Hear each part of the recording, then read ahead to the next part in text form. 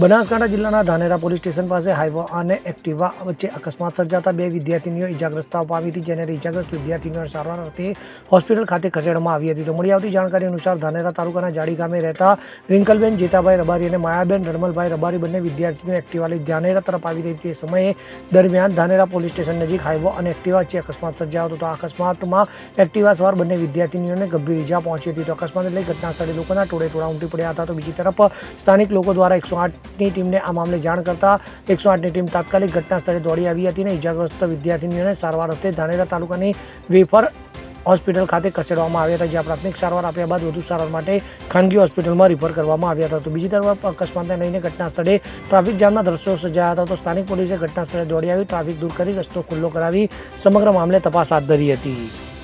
સુરેશ ગલચર સાથે CN24 news Dhanera. હવે જુઓ દેશ દુનિયાની તમામ ખબરો તમારી આંગળીના ટેરવે. ઉઠાવો મોબાઈલ અને Google Play Store પરથી ડાઉનલોડ કરો અમારી CN24 ન્યૂઝ મોબાઈલ એપ.